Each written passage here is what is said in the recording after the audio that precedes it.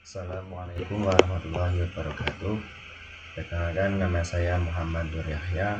Saya dari kelas A prodi PKO dengan NIM 018. Di sini saya akan mempresentasikan tugas saya dari mata kuliah literasi digital, yaitu tentang menganalisis kasus pelanggaran UU ITE. Nah, di sini saya mengambil judul modus penipuan reorder sembako murah di media sosial, urgensi literasi digital dalam menghadapi kejahatan cyber berdasarkan Undang-Undang Nomor 1 Tahun 2024. Jadi di sini saya mengambil dari kasus penyalahan gunaan media sosial berupa Facebook, WhatsApp dan lain-lain untuk penipuan jual beli sembako. Ini selanjutnya yaitu profil kasus. Di sini tersangka wanita berinisial DA ditangkap oleh Subdit Cyber Diskrimsus Polda Metro Jaya atas kasus penipuan online dengan dampak lintas wilayah di DKI Jakarta. Nah, di sini tuh untuk pelaku itu melakukan kejahatan itu di wilayah DKI Jakarta. Selanjutnya apa yang dilakukan yaitu iklan sembako murah di media sosial. Pelaku itu memasarkan iklan minyak goreng, beras, dan gula dengan harga sangat murah di Facebook dan WhatsApp grup untuk menarik korban. Jadi di sini pelaku itu tidak memperlihatkan wajahnya, jadi hanya melalui media sosial berupa WhatsApp dan Facebook. Nah, terus selanjutnya testimoni palsu fake review. Jadi pelaku itu membangun kepercayaan calon korban dengan testimoni fiktif dari akun palsu seolah-olah pembeli sebelumnya puas dengan produk. Jadi pelaku itu melakukan transaksi awalnya itu meyakinkan agar para pembeli itu yakin bahwasanya jual beli yang ia lakukan itu tidak penipuan. Jadi dasar awalnya itu melakukan pembangunan kepercayaan bahwasanya yang mereka jual itu benar-benar bisa dijamin dan mendapatkan kepercayaan. Nah, itu langkah awalnya. Selanjutnya sistem order transfer dahulu. Jadi korban diminta transfer uang terlebih dahulu sebelum barang dikirim. Setelah uang diterima, barang tidak pernah dikirimkan. Jadi setelah mereka itu percaya dan yakin, akhirnya mereka melakukan check out dengan sistem pembayaran awal dan barangnya datang selanjutnya seperti itu. Jadi sebelumnya itu harus membayar terlebih dahulu untuk pengiriman barang, akan tetapi barang tidak sampai kepada pembeli. Berikutnya diagram alur kasus skema kondisi sembako. Jadi fase pertama itu ini merupakan alurnya nih. Fase pertama, umpan korban pertama diberi barang murah menggunakan uang dari korban sebelumnya untuk membangun kepercayaan awal. Terus, nah jadi para korban itu sebenarnya dijadikan kayak rolling gitu uangnya. Jadi uang korban lain dijadikan seperti uangnya dari korban lain dijadikan ke korban yang lainnya juga untuk pembayaran lebih murah. Jadi semacam rolling gitu. Apa itu untuk biayanya. Nah, terus selanjutnya fase 2 viral dan kepercayaan. Korban puas menyebarkan info ratusan reseller baru tertarik bergabung dan skema. Nah, tadi hasil kepercayaan karena sembako dijual lebih murah, padahal sebenarnya itu murah karena itu dari uang para korban lainnya. Begitu akhirnya dijual di rumah. Nah, para korban itu yakin bahwasanya lebih murah. Akhirnya nanti para korban itu membeli dengan barang lebih banyak dari penjual tersebut. Terus fase ketiga dan empat, kumulus saya hingga kolaps, transfer masif dan ratusan korban, kerugian miliar rupiah, lalu pelaku kabur dan akun dihapus. Jadi setelah para pembeli itu banyak yang percaya dan akhirnya beli, sehingga banyak yang percaya dan beli, akan tetapi barang-barang yang uang telah ditransfer tetapi barang-barangnya tidak sampai pada tujuan. Itu halnya bukti video dan korban, dampak korban. Nah, di sini terdapat video emak-emak jadi korban penipuan sembako murah. Berdasarkan liputan kasus penipuan sembako murah yang menjerat ibu-ibu itu, tetangga dan reseller, kerugian mencapai miliaran rupiah akibat pre-order palsu di media sosial.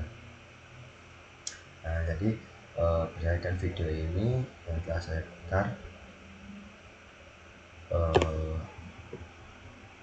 ini di sini linknya, nanti bisa diputar.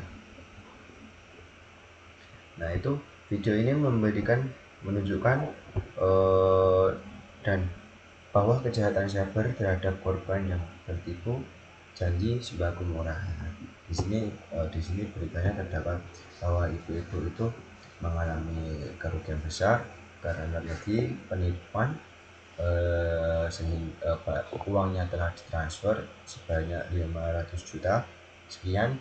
Nah, itu akan tetapi barangnya tidak sampai. Nah, di sini juga berharap agar kasus ini segera ditindaklanjuti. Berikutnya pada hukum Undang-Undang ITE pasal kunci. Nah, di sini ada transaksi elektronik. Seluruh proses penipuan terjadi di ruang digital, promosi via Facebook, komunikasi WhatsApp, pembayaran, m-banking, tidak ada tatap muka fisik. Jadi para pelaku jual beli itu tidak sama sekali mencantumkan dirinya mereka, akan tadi melalui Facebook dan komunikasi WhatsApp. Dan jadi mereka tidak begitu kenal dengan para penjualnya. Nah, mereka telah diyakinkan dengan adanya pembelian pertama itu sesuai dengan apa yang diharapkan, yaitu dengan harapan harga yang lebih murah. Tetapi semakin lama sudah memiliki banyak customer. Nah, para pelaku ini akhirnya tidak mengirimkan barang dan pergi. Selanjutnya, berita bohong yang merugikan konsumen, janji palsu sembako murah dan testimoni aktif dari akun palsu menyebabkan kerugian material miliaran. Jadi mereka menggunakan akun palsu, nah akhirnya tanpa mengirim barang, mereka langsung melarikan diri atau istilahnya seperti menghilang karena menghapus akun seperti itu. Ini diagram alur penanganan kepolisian. Ini merupakan penanganan kepolisian terhadap kasus ini. Yang pertama, laporan korban. Korban mengumpulkan bukti chat WhatsApp, screenshot transaksi dan bukti transfer bank untuk dilaporkan ke kepolisian.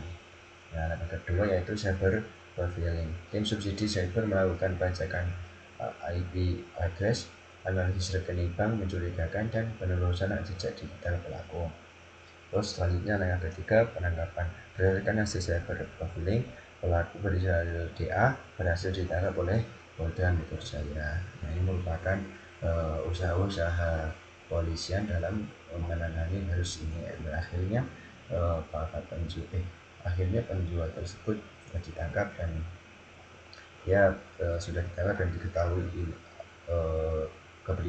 diketahui siapa pelakunya. Berikutnya, sanksi hukum untuk pelaku.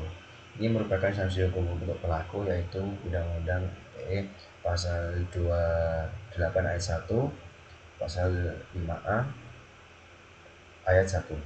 Pidana penjara maksimal 6 tahun dan atau denda maksimal sejumlah 1 miliar rupiah untuk penyebaran berita bohong yang merugikan konsumen. Hanya KUHP pasal 378 tentang penipuan, yaitu pidana penjara maksimal 4 tahun karena menggunakan tipu muslihat dan rangkaian kebohongan untuk menguntungkan diri sendiri. Selanjutnya, ancaman kumulatif, pelaku dapat dijerat dengan kedua pasal sekaligus menghadapi hukuman berlapis atau kejahatan cyber dan penipuan konvensional. Nah, jadi untuk hukuman pertama itu tentang penipuan sejumlah uang ya, karena sudah mencapai 500 sekian gitu, dan akhirnya didenda sebanyak 1 miliar untuk penyebaran berita bohong, untuk kebohongan akhirnya untuk penipuan dan kebohongan yang dirangkai itu juga di penjara pidana 4 tahun. Selanjutnya, relevansi kasus dengan prodi kepelatihan olahraga. Jadi terkait kasus tadi kita juga harus berhati-hati dan hal-hal yang relevan di bidang olahraga, yaitu pengadaan logistik online. Tim olahraga sering membeli suplemen, jersey, dan alat latihan secara online tanpa literasi digital yang baik. Risiko tertipu yang sangat tinggi. Tawaran harga murah tidak masuk akal sering menjadi jebakan. Nah, ini juga bagi olahragaan, kita membeli barang perlengkapan olahraga kok harganya itu juga tidak masuk akal dengan harga yang biasanya atau harga yang terjual di pasaran mungkin. Nah, itu juga harus pandai-pandai mencari informasi agar tidak terjadi penipuan atau kita juga tidak tertipu. Jadi kita sebaiknya ya harus benar-benar mencari referensi dan ulasan-ulasan. Terus resiko dana tim atau sekolah mudah habis jika tertipu penawaran palsu di media sosial. Pelatih dan manajer harus mampu memverifikasi penjual dan platform sebelum bertransaksi. Juga ini ketika sudah terlanjur order, nah padahal barang tidak boleh datang, ini juga merugikan dana sekolah. Selanjutnya maka dari itu kita juga harus benar-benar verifikasi, benar-benar tahu penjualan dan platform sebelumnya bertransaksi itu bagaimana, ulasannya itu bagaimana. Jadi begitu, ini harus di bidang olahraga. Berikutnya, tips literasi digital preventif. Nah, untuk menanggulangi atau mencegah terjadinya penipuan seperti itu, kita juga sebagai konsumen mungkin kita dapat menggunakan logika harga. Waspadai harga jauh di bawah pasar. Jangan mudah tergiur dengan harga yang terlalu murah dan tidak masuk akal. Bandingkan dengan harga pasar normal sebelum bertransaksi. Nah, ketika kok harga itu terlalu murah dan tidak masuk akal dengan harga pasar, itu kan juga perlu ditanyakan kenapa kok bisa murah. Nah, beda lagi dengan diskon ya. Diskon itu kan juga dari pihak jalannya. Kalau tidak ada seperti itu, dan ketika seperti rating penjualan itu juga harus diperhatikan. Terus sama ulasan itu bagaimana. Selanjutnya, verifikasi rekening. Cek rekening ID Kominfo. Sebelum transaksi, cek nomor rekening penjual, cek rekening ID milik Kominfo untuk memverifikasi rekening yang pernah dilaporkan. Jadi ini untuk memverifikasi atau mengetahui bahwasanya rekening ini aman atau tidak. Berikutnya, gunakan platform resmi dengan rekening bersama. Gunakan e-commerce dengan sistem rekening bersama, escrow, hindari transfer langsung via chat tanpa perlindungan pembelian. Ini juga harus diperhatikan ketika transaksi atau transfer, benar-benar harus sudah mantap dan sudah melalui beberapa tahap di atas tadi. Berikutnya, penutup dan pesan kunci literasi digital. Di sini pesan dan penutupan. Masyarakat yang cerdas digital adalah benteng utama melawan kejahatan cyber. Kurang literasi mendatangkan kerugian bijak digital mendatangkan keamanan. Jadi di sini juga balik lagi pada diri kita sebagai konsumen, kita juga harus cerdas dalam menggunakan digital. Jadi pengetahuan atau kurang literasi kita itu juga berpengaruh karena menjadi benteng dan tolak ukur bahwasanya ini layak dibeli, ini tidak layak dibeli, ini kira-kira harganya kok murah banget, kenapa, itu juga harus diketahui. Jadi biar kita tidak mengalami kerugian dan kekecewaan. Terkadang barang itu juga datang, kita sudah kecewa karena barang itu tidak sesuai dengan apa yang dipromosikan, itu padahal udah datang. Apalagi kalau barang tidak datang sama sekali. Nah, itu jadi harus diperhatikan. Sebenarnya literasi digital bukan sekedar kemampuan menggunakan teknologi, tetapi kecerdasan untuk melindungi diri dari ancaman cyber. Mari bersama membangun masyarakat yang bijak dan digital di sini. Nah, literasi digital di sini merupakan sangat penting. Itu juga bermanfaat, jadi bukan sekedar kemampuan menggunakan teknologi, tetapi juga kecerdasan kita, untuk melindungi diri sendiri dari berbagai penipuan, kejahatan, dan lain-lainnya. Jadi begitu, mari kita bersama-sama membangun masyarakat di era digital ini digunakan dengan baik secara bijak.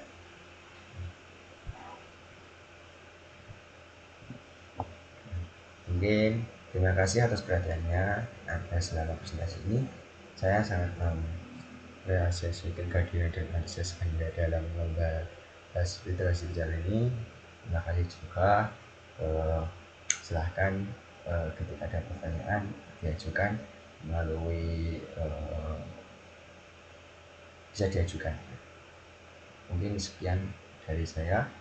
Kurang lebihnya mohon maaf. Assalamualaikum warahmatullahi wabarakatuh.